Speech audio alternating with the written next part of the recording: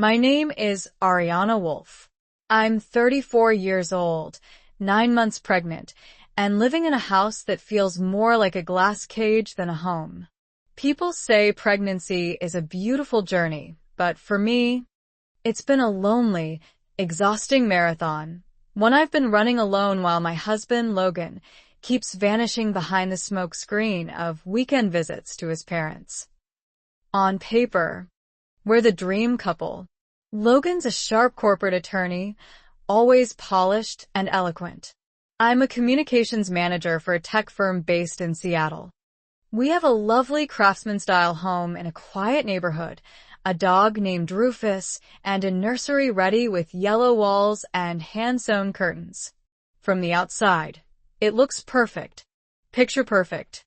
But perfection has a price, and I've been paying it alone. Logan wasn't always this distant.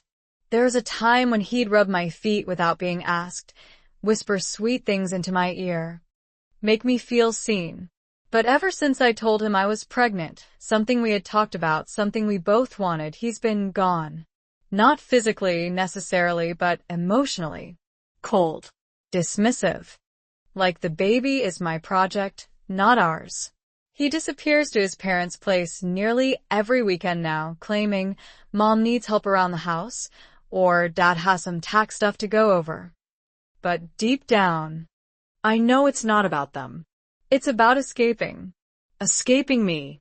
Escaping the reality of this growing life inside me that he doesn't seem to want anything to do with. Despite being on maternity leave, I still manage most of the household responsibilities.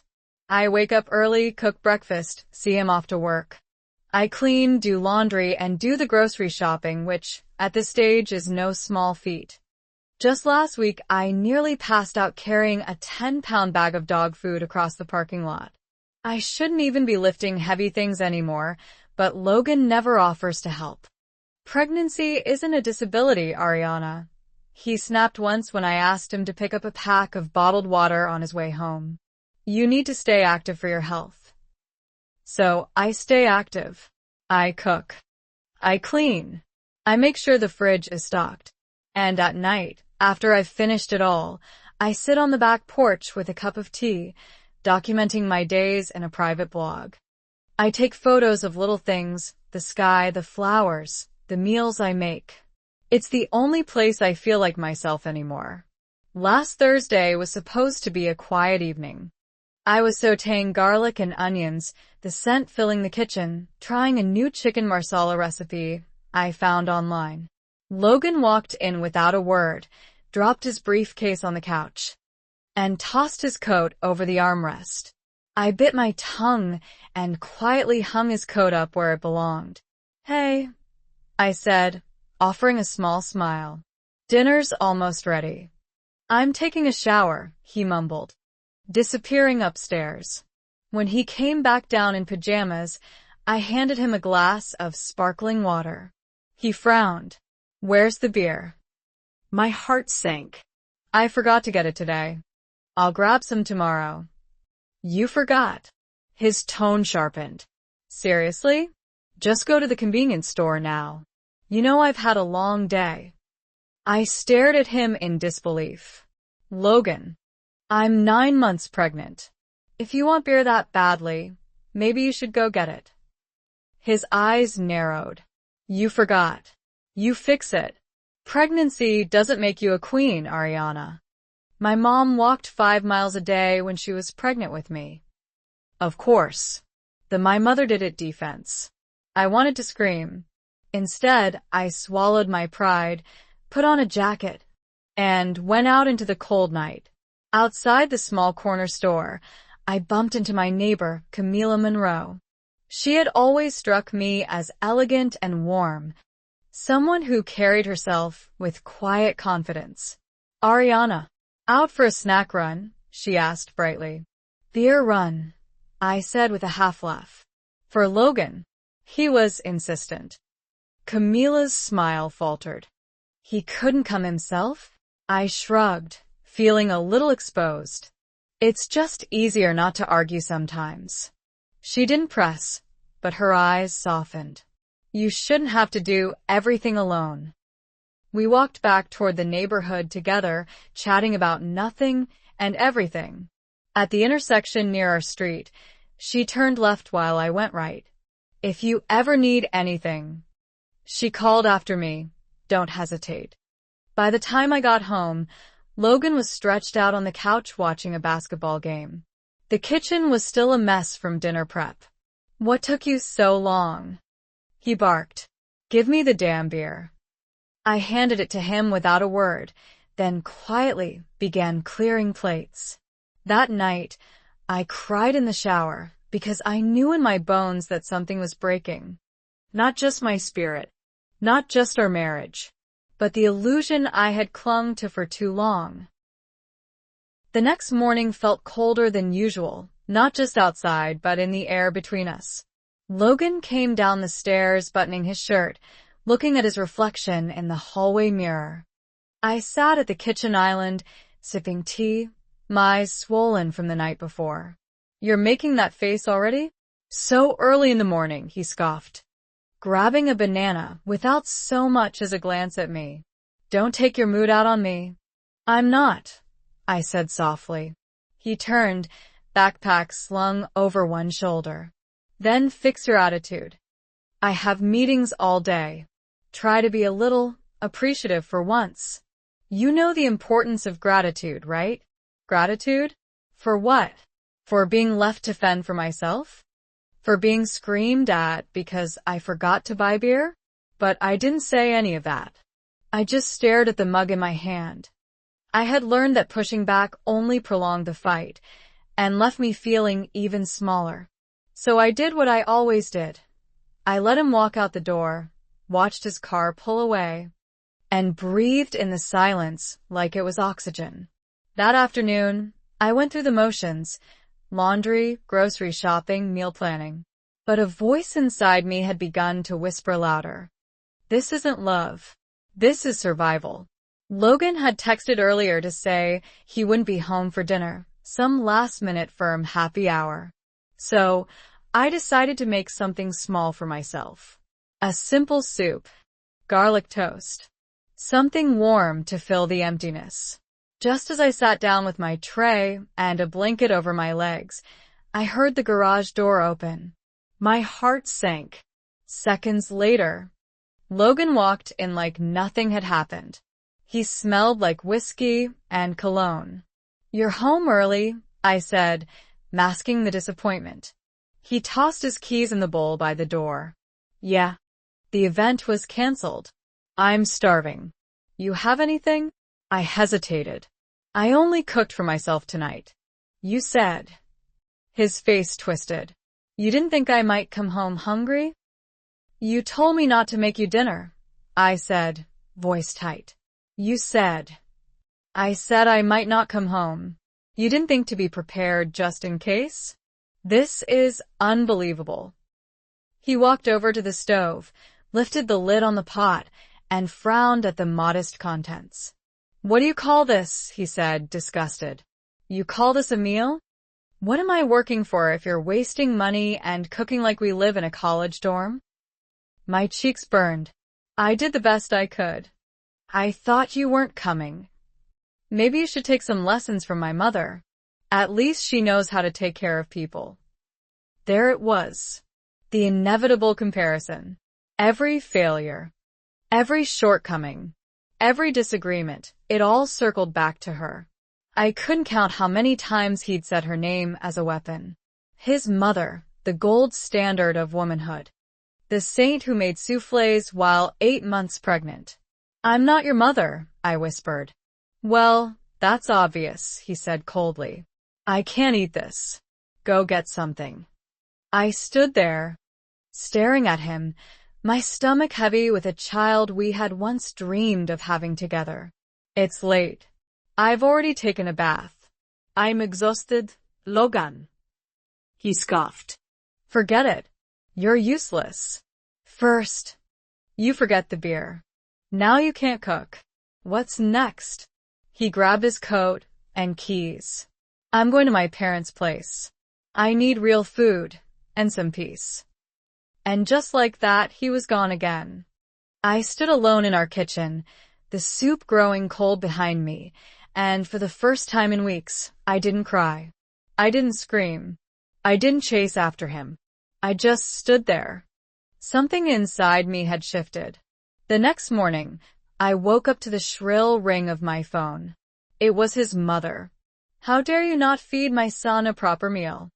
What kind of wife sends her husband away hungry? This feels like moral abuse, if not worse. I'm 9 months pregnant, I replied, trying to remain calm. He told me not to make him anything. I don't care what he said. You're supposed to take care of him. That's your role. I didn't bother arguing. I apologized just to end the call. Afterward, I sat on the edge of our bed, staring at the nursery across the hall.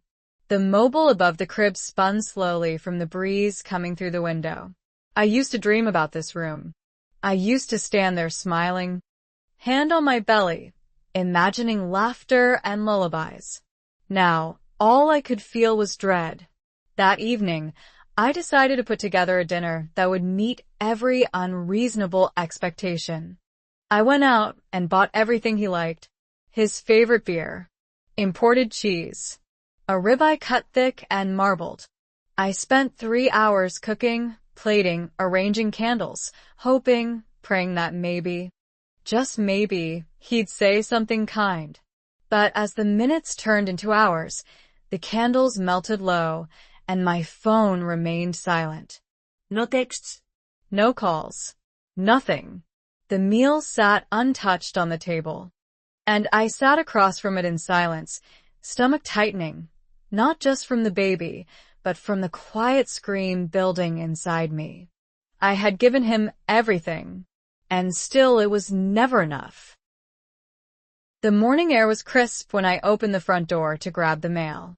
Sunlight spilled onto the porch, but it couldn't warm the chill in my bones. I was moving slower these days, every step weighed down by the baby inside me and the growing heaviness of everything Logan wasn't. When I came back inside, Logan was already dressed and scrolling through his phone in the living room. We're going to my parents' cabin next weekend, he announced without looking up. I blinked. Next weekend? That's my due date. He sighed, like I'd just told him the dishwasher broke again. Don't start. You've been sitting at home for weeks. You'll be fine. It's just 2 nights. Logan, I could go into labor at any moment. You think now is the time to go on a getaway? It's not a getaway. It's a family gathering, he snapped. My mom and dad want us there. They're excited. You should be grateful they care. Grateful. Again with that word. But what if something happens? I said, my voice cracking. We'll be hours away from a hospital. What if the baby comes early? Logan set down his phone and finally looked at me. You act like you're dying. You're pregnant, not broken. My mom says it's important to stay active. Why do you keep quoting your mother like she's a medical authority? I asked, barely holding back tears. His eyes went cold.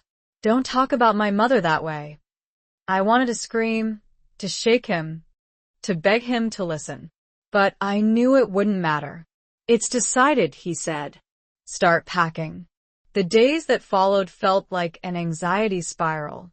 I tried everything, subtle resistance, emotional appeals, even a gentle suggestion to reschedule for after the baby was born. But Logan brushed me off every time. You're being dramatic, he said. If something happens, we'll deal with it. I barely slept the night before we were supposed to leave. I kept turning over in bed, feeling cramps, not painful, but enough to make me nervous. I told Logan. He grunted, rolled over, and said, You'll be fine. Just don't stress yourself. The next morning I moved like a ghost. I loaded the bags he had packed for both of us into the back of the SUV while he scrolled through emails on his phone. As I climbed into the passenger seat, a warm trickle ran down my legs. I gasped. Looking down, My heart sank. My jeans were soaked. I felt a sudden, unmistakable rush of liquid. "Oh my God," I whispered. Logan, I think my water just broke." He looked over at me, annoyed. "Are you serious?" "Yes. I need to get to the hospital now." He groaned, dropped his phone into the console, and stared at me like I had just ruined his weekend. "You're kidding me right now? We haven't even left the driveway." "I'm not kidding," I said, gripping my belly. "We need to go, now." Logan looked down at the wet seat, then at me. "You're going to ruin the leather." I stared at him, breath hitching in my chest. "What are you talking about?" Without warning, he opened my door. "Get out." "What?" "I need to clean the car," he said flatly. "You can call a cab or something. I can't take you like this." He reached for my arm, and before I could react, he was forcing me out of the car. "Logan, stop. Are you insane?" "I had plans," he snapped. "You're not the only person in this marriage. Go to the hospital. You'll be fine." And with that, he shut the door, reversed out of the driveway, and drove away, leaving me, 9 months pregnant and in labor, standing alone on the pavement. The world spun.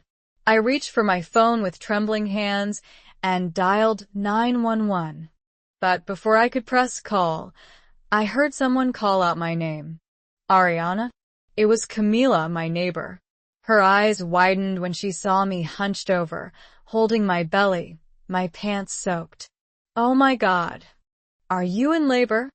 I nodded, barely able to speak. She rushed over, wrapped her arms around me, and pulled out her phone. "I'm calling a medical cab.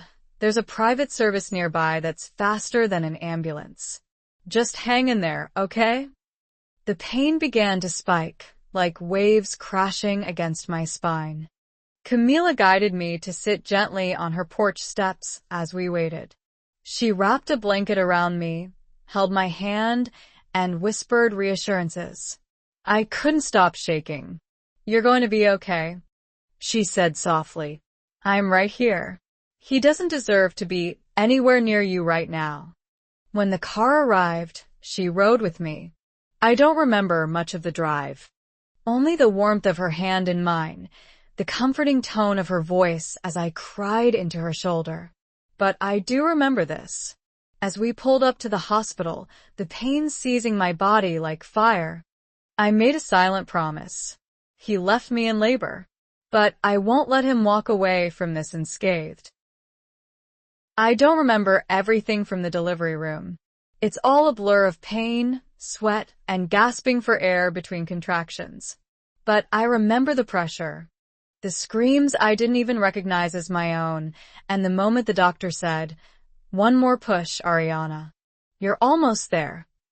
Then came the sound that stopped the world. A cry. Not mine, his. My baby. I broke into sobs, both from the agony and the unimaginable relief. My body collapsed onto the hospital bed, trembling, wet with tears and exhaustion. All I could manage was a breathless whisper. "Is he okay?" "He's perfect," a nurse said gently, laying my newborn son on my chest. "You did it, Mama." I looked down at the tiny, wrinkled face pressed against me, his fists clenched, his skin still warm and soft from the womb. My baby. My baby. He didn't need Logan's presence. He just needed me. In the moments that followed, I saw Camila standing at the foot of the bed, her hands clasped to her mouth, tears in her eyes. She wasn't just a neighbor. She was my anchor through the storm I never saw coming. After the nurses took my son for preliminary tests, my parents rushed into the room. I hadn't seen them in over a year, not since a falling out over my marriage to Logan, which they never supported. But now, all of that faded. My mother fell to her knees by the bed, sobbing and holding my hand. "My baby, I'm so sorry. I should have come sooner." My father, usually composed, looked like he'd aged 10 years. He brushed my hair from my face, blinking back tears. "We're here now, sweetheart. We're not going anywhere." Camila touched my shoulder. "I need to speak with them for a moment privately." They nodded, and the three of them stepped out of the room, leaving me to rest. I closed my eyes, trying to let the pain drain from my body. But just as I started to drift into sleep, my phone vibrated on the table beside me. The screen was filled with missed calls, all from Logan. I didn't answer. Instead, I turned the phone face down and exhaled slowly. 10 minutes later, my parents returned looking different, resolved. My mom sat on one side of me, my dad on the other. "There's something you need to know," my mom said softly. "Camila told us everything. What he did, what he said, how he left you." My heart clenched. I didn't want to burden anyone. My father shook his head. "Your daughter. He doesn't get to hurt you and walk away like nothing happened." Just then my phone buzzed again. Another call from Logan. This time, I picked up. I don't know why. Maybe to face the ghost head on. Maybe because I wanted to hear him squirm. The moment I answered, I heard panic in his voice. "Ariana, finally. Are you okay?" I didn't know it was serious. I was just trying to clean the car and listen, I messed up, okay? But you should have told me where you were. Why didn't you call me back? My voice was flat. "I was in labor, Logan. Alone." He stammered. "I know. I didn't mean for it to happen that way. I had my parents waiting. It was a misunderstanding." "A misunderstanding?" "I gave birth without you," I said. "You kicked me out of a car while I was in labor, and then you went on a trip." He went quiet, then tried again. "Look, just come home. Let's talk. I'll fix this." "I'm not coming home." Before he could speak again, I ended the call. My parents looked at me, waiting. I nodded. I want a divorce. They didn't say a word. They just wrapped their arms around me as I began to cry, not because I was breaking, but because I was starting to feel whole. Camila visited the hospital the next morning, carrying a fruit basket and a small stuffed animal for the baby. She looked radiant, calm, and confident like always. "You're a warrior," she whispered, sitting beside me. "You did everything right." "I don't know how to thank you," I said, my voice cracking. "You don't have to. But I will say this, your story isn't over yet. Not even close." She paused. "My husband, he's one of the senior partners at Logan's firm. He doesn't know everything yet, but he's about to." My breath caught. "Camila, don't worry," she said with a warm smile. "I'll let the truth speak for itself. Just focus on healing." That night, I slept deeply for the first time in months. My baby lay in the bassinet beside me, and the silence in the room felt comforting instead of suffocating. I didn't know what the next few weeks would bring, but I knew one thing for sure. Logan Wolfe would never forget the day he left me in labor, because it would be the day he lost everything. 3 days after I gave birth, I turned my phone back on. It was a flood: missed calls, voicemails, texts from unknown numbers, social media notifications, even emails. The first name I saw, of course, was Logan. There were dozens of texts. "We need to talk. Call me back, please. People are blowing this out of proportion. It's your fault too, Ariana. Why won't you answer me?" I didn't reply. I didn't even read them. I just muted his number and placed the phone back on the side table. But then a knock came at the hospital door. It was my friend Tasha. Someone I hadn't seen in months. One of the few people from my past who had kept a careful but respectful distance during my marriage. "I saw something online," she said, eyes wide as she handed me her phone. "You need to see this." On the screen was a viral post from a local influencer's page. The caption read, "A woman was left in labor on the sidewalk by her husband because he didn't want to get his car dirty." Yes, you read that right. Here's the video, face blurred to protect her. But if you know, you know. My hands shook as I watched the clip. It was grainy, clearly taken from a cell phone across the street. But the audio was crystal clear.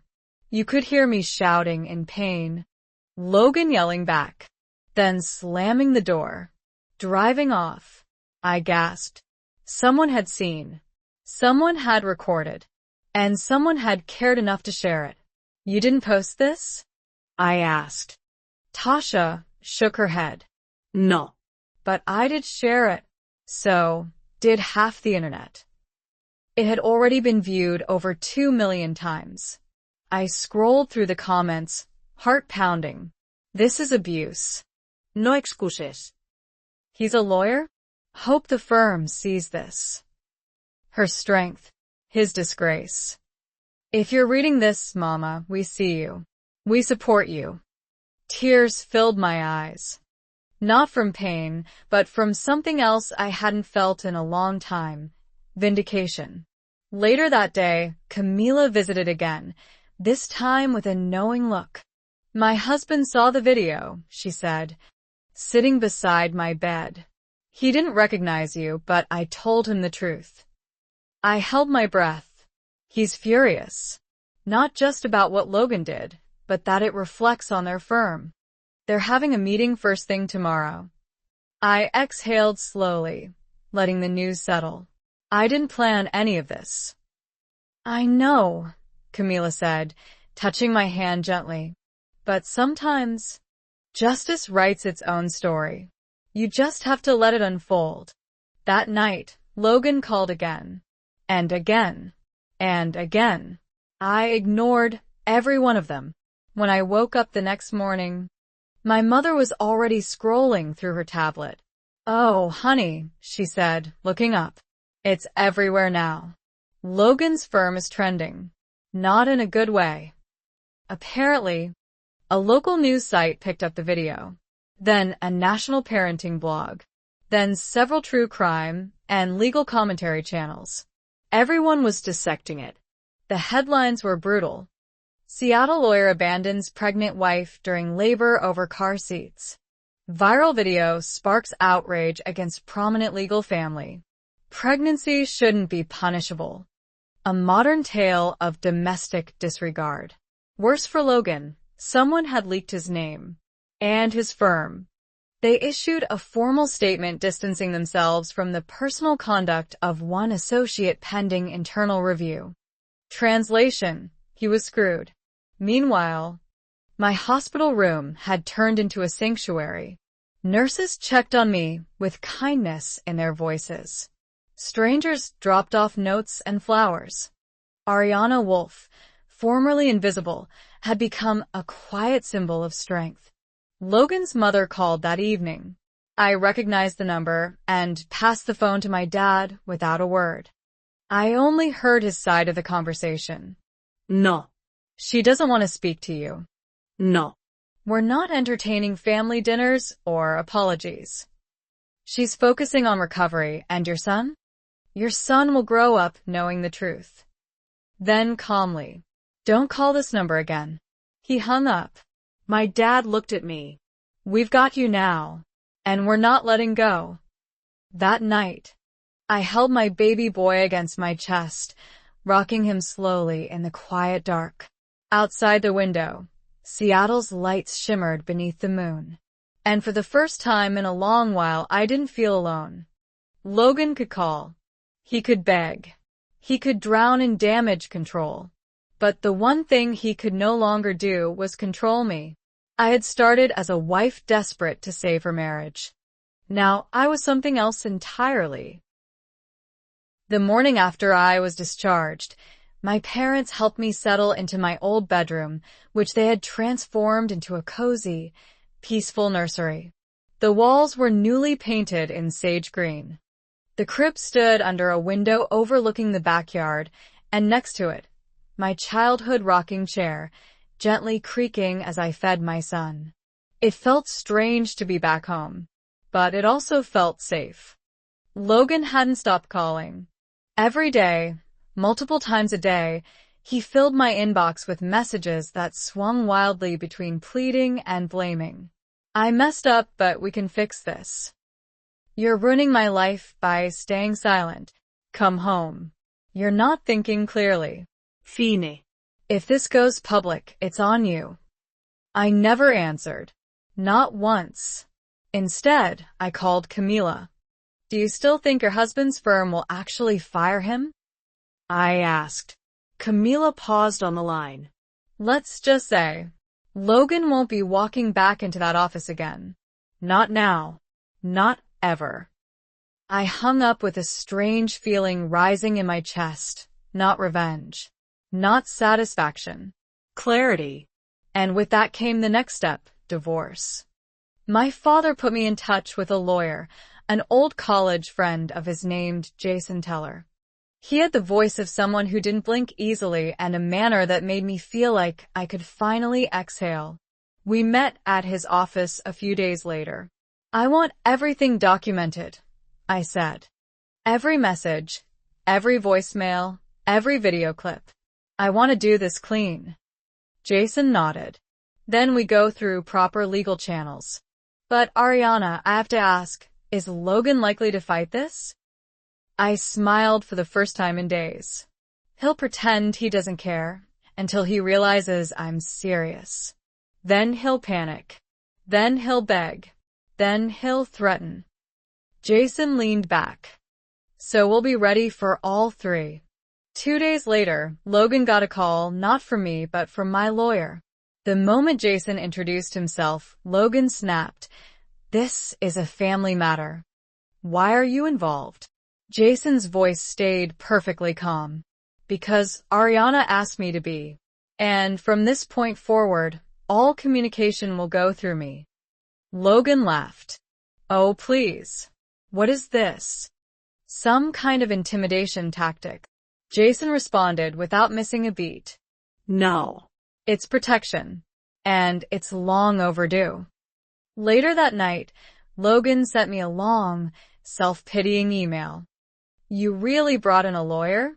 After all we've been through? You're trying to ruin my life. And for what? I was upset. It was a mistake. You're not perfect either. I stared at the screen, unmoved. He had been trying to rewrite the narrative since the beginning. But this wasn't his story anymore. This was mine. When mediation was proposed, Logan initially refused to attend. Then he changed his mind. Then he tried to postpone. Classic Logan. Control, delay, deflect. Eventually, a virtual session was arranged. My lawyer advised I could join the call silently and only speak if I chose to. I agreed. When the day arrived, I sat at my parents' kitchen table with Jason by my side. My baby slept quietly in a bassinet beside me. Logan's face appeared on the screen, gaunt, unshaven, his suit disheveled like he hadn't slept in days. He was seated in a messy room, most likely his parents' house. The mediator greeted us politely. Then Logan leaned forward, eyes locking onto the camera. Ariana, he began, voice trembling. Thank you for being here. Look. I'm sorry. Okay. I know I made mistakes. I got overwhelmed. I didn't mean to leave. I just panicked. But we can work through this. I stayed silent. I know I messed up. But think about everything we've been through. I don't want to lose you. I don't want to lose our son. Jason cleared his throat. You already did, Mr. Wolf. Logan's eyes narrowed. Don't you speak for her. Let her talk. I looked at the screen. I wanted to shake. I wanted to scream. But I didn't.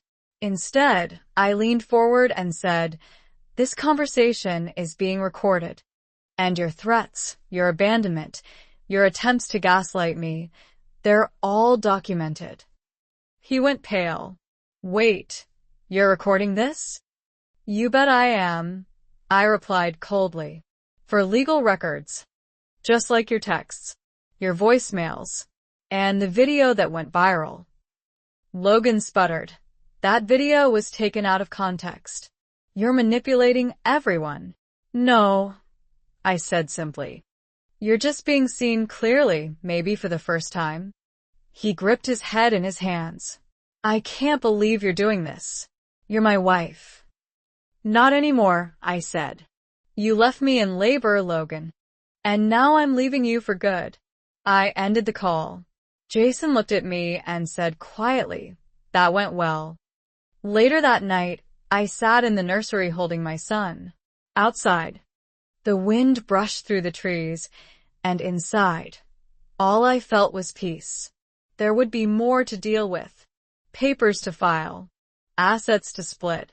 Lawyers to coordinate with. But the most important decision had already been made.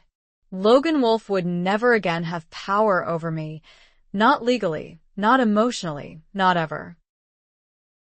The court proceedings didn't take long to begin, mostly because Logan, under pressure from every angle, stopped fighting. He had no idea how much documentation we'd gathered. The video was just the beginning. Jason had compiled text messages, voicemails, witness statements, including a powerful one from Camila, and financial records that showed how Logan had redirected shared funds into a private account 3 weeks before our son was born. Intentional. Calculated. Self-serving.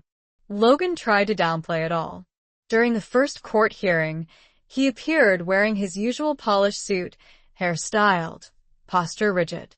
But nothing could cover the cracks. When the judge asked if he had anything to say in response to the charges of emotional abandonment and financial misconduct, he gave a tight-lipped smile and said, "This is being blown way out of proportion. I didn't abuse anyone. I made some bad calls under stress." He was still trying to spin the story. The judge didn't flinch. We moved quickly through mediation. I asked for full physical and legal custody of our son. Logan didn't even contest it. "I don't want to see the kid anyway," he muttered under his breath. The entire courtroom heard it. That one sentence was all I needed to feel the final emotional cord between us snap for good. Jason leaned toward me. He just buried himself. The judge granted me sole custody within the hour. Next came financial compensation, alimony, child support, property distribution. Logan tried to argue again. "I didn't do anything illegal," he said. "She's just bitter." Jason remained calm.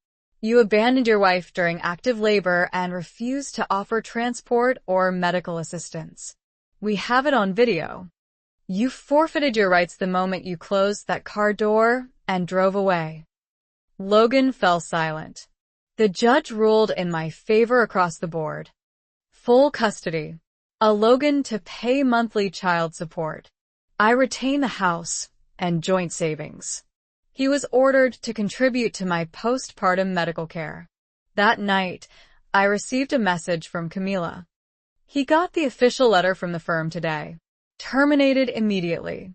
No severance. No recommendation." Apparently, after the viral video and internal complaints, including one from Camila herself about Logan's conduct, he was deemed a liability. In the legal world, reputation is currency. Logan's was now worthless. Within a week, the news spread across Seattle's legal community. His name was associated with scandal, misogyny, and recklessness. Job offers? None. Interview requests? Pulled. Client? Gone.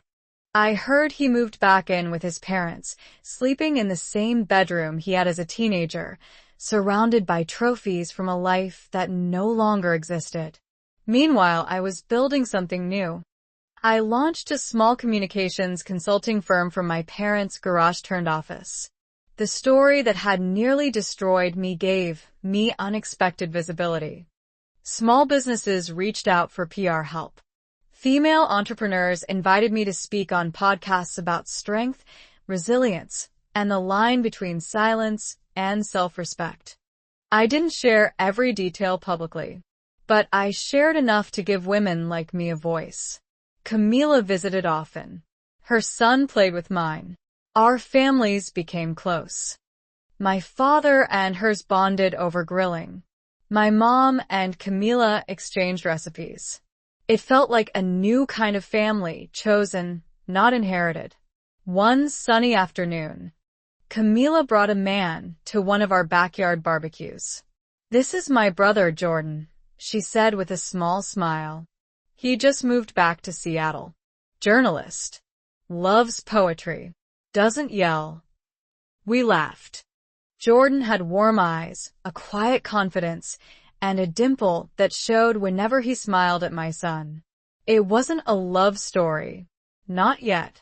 But it was a start. One evening, after tucking my baby into his crib, I sat on the couch and watched the video again, the one that had gone viral. The moment Logan slammed the car door. The moment I doubled over in pain. The moment the world saw who he really was. I expected it to hurt, but it didn't. Instead, I whispered, "Thank you," because that was the moment my life began again. 6 weeks later, Jason called with one final update. "He signed the final papers today," he said. "Everything's wrapped." I closed my eyes, exhaled. "Thank you," I whispered. "There's one more thing," he added. He was trying to weasel out of child support, said he didn't have stable income. But the court approved garnishment from any future earnings, including tax refunds, freelance work, and any unemployment benefits. I laughed. Poetic. As I hung up, my phone lit up with one last message from Logan. "Congrats. You win. Hope it was worth it." I didn't reply. Because it wasn't about winning. It was about walking away and never turning back. The morning sunlight poured through the kitchen windows, warm and golden. My son was gurgling happily in his high chair as I spooned mashed bananas into a small bowl. It was such a simple moment, but it held a kind of peace I hadn't felt in years. No shouting in the background. No tiptoeing around tension. Just calm. Just us. It had been 4 months since the divorce was finalized. For months since I walked out of the shadows of my marriage and stepped into the light of my own life. I didn't think peace would come this quickly, or that joy could grow from so much wreckage. But it did, quietly, patiently, and beautifully. My days were no longer dictated by Logan's moods. I set my own pace now. I work part-time from home, helping small businesses shape their voice and tell their stories. My son giggled during Zoom calls. Clients didn't mind. Most of them were women, mothers, survivors, builders. They understood. Camila and I became inseparable. We took turns babysitting. We cooked together. We hosted weekend brunches for a handful of women in the neighborhood who had quietly followed my story and felt inspired to share their own. It became more than a support circle. It became a sisterhood. One day, Camila brought Jordan again to our backyard barbecue. This time, he stayed longer. He helped my dad man the grill. He carried my son without hesitation, bouncing him gently and making him laugh until he hiccuped. Later, when the sun dipped low and guests started heading home, he lingered to help with dishes. "You're building something beautiful here," he said quietly, drawing a plate beside me. "I'm just surviving," I said with a shrug. "No," he smiled. "You're thriving. There's a difference." I didn't say anything, but I felt my heart flutter in a way I hadn't allowed in a long time. A few weeks later, I visited Camila's home to drop off some books. As I walked in, I noticed a framed article on the entryway table. It was a profile piece from a regional magazine featuring her husband's law firm, the same one Logan was once a part of. "I thought he didn't like press," I teased. Camila grinned. "He didn't.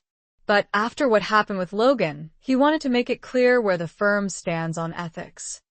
They donated to several women's shelters last quarter. Publicly. That's amazing. Also, she added with a wink, he's considering bringing on a PR consultant. Someone who's good with messaging. Knows how to survive a media storm. I raised an eyebrow. Is that your way of offering me a job? I'm just saying, she laughed. You've already done the work. As time passed, Logan faded into a distant memory. I never heard from him again. Not directly. But through the grapevine, I learned he was working contract legal gigs under a different name. He never recovered socially. His parents moved out of their old neighborhood, likely due to the shame that followed them like a shadow. It didn't make me happy. It didn't make me sad either. It just was.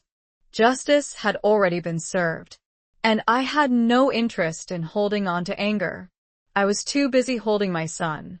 Too busy falling back in love, with life, with myself, with the possibility of something more. One cool autumn afternoon, I stood by the fence watching the trees turn gold. Jordan walked up beside me, coffee in one hand, my son cradled in the other. Camila told me your birthday's coming up, he said. I chuckled. Did she now? Yeah.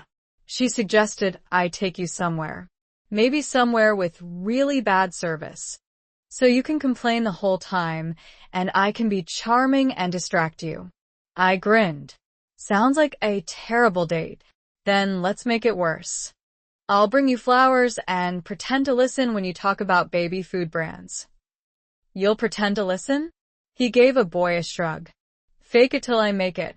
We laughed, and for a moment, the world stopped spinning so fast. Maybe it wasn't a fairy tale, but it was real. And it was mine.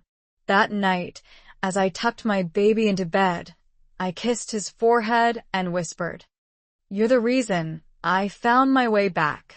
Because he was. He reminded me that I wasn't weak. I wasn't unlovable. I wasn't someone to be left behind. I was a mother. I was a woman who chose herself. And I was finally free. Epilogue. Months later, I stood behind a podium at a local women's conference. The room was filled with mothers, professionals, advocates, women of all backgrounds, all carrying invisible battles. I told them my story.